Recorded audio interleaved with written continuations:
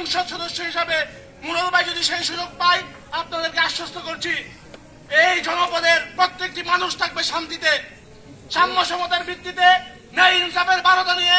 মুরল ভাই যদি সংসদে যেতে পারে, অবহেলিত মানুষের কথা বলবেন, ন্যায় ইনসাফের আদর্শ নিয়ে একটি সাম্য সমতার ভিত্তিতে সুন্দর সমাজ বিনির্মাণের কথা মুরল ভাই সংসদে বলবেন।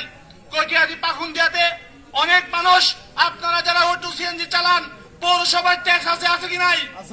আপনারা কি এ থেকে পরিত্রাণ চান? যদি চান, সকল ধরনের চাঁদাবাজি থেকে যদি মুক্তি চান, তাহলে মুরল ভাইকে আপনাদের সামনে রেখে গেলাম।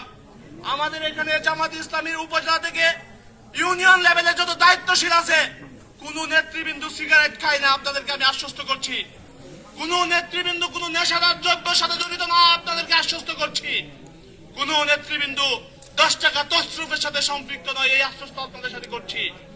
আমানতের ভিত্তিতে আমরা আপনাদের ভুজের আমানত রক্ষা করে আপনাদেরকে কথা দিয়ে গেলাম, এই আসমিতা ইউনিয়নে একটি সুন্দর সাম্য সমতার ভিত্তিতে একটি ইনসাফ ভিত্তিক সমাজ আমরা বিনির্মাণ করব। কটিয়াদি পাখুন্দিয়াতে যদি মুরল ভাই এমপি হিসাবে পাশ করতে পারে, এমপি হিসাবে সংসদে গিয়ে ভূমিকা রাখতে পারে, তাহলে বিগত সময়ে যত এমপি প্রার্থী এসেছে, আমি আপনাদেরকে কথা দিচ্ছি এবং আশ্চর্য করছি, এর চেয়ে ভালো 5 বছর যদি উপহার দিতে না পারে, সামনে কোনদিন আপনাদের সামনে আসবো না।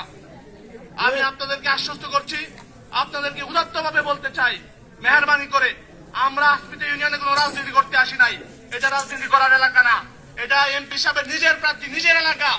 সেখানে দল মতের ঊর্ধ্বে উঠে নিজেদের মুখ রক্ষা করার জন্য, আমরা মুরল ভাইকে সম্মানিত করার জন্য, আমরা ইউনিয়ন ভাই সম্মানিত হওয়ার জন্য আমরা মুরল ভাইকে একটি বা দাঁড়িয়ে পাল্লায় ভোট দিব। কি ভাই সবাই রাজি আছেন? ইনশাআল্লাহ।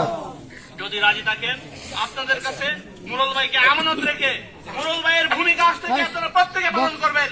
মা বোন যারা আছে সবাইকে বাড়ি বাড়ি গিয়ে বলবেন, মুরল ভাইয়ের দাওয়াত পৌঁছে দিবেন। মুরল হয়ে একজন মুরল হয়ে আসমিতা ইউনিয়নে চষে বেড়াবেন। এই আহ্বান রেখে যার যেখানে আত্মীয় আছে সবাইকে মুরল ভাইয়ের কথা বলবেন, সবাইকে দাঁড়িপাল্লার কথা বলবেন, ন্যায় এবং ইনসাফের মার্কার কথা বলবেন। সেই আহ্বান রেখে, সেই দোয়া চেয়ে মুরল ভাই যেন সামনের দিনগুলোতে আমাদেরকে সম্মানিত করতে পারে, আমরা যেন তাকে সম্মানিত করতে পারি, এই আশাবাদ ব্যক্ত করে সকলের সুস্বাস্থ্য এবং দীর্ঘায়ু কামনা করে আমি আমার কথা শেষ করছি। আসসালামু আলাইকুম ওয়া রাহমাতুল্লাহ।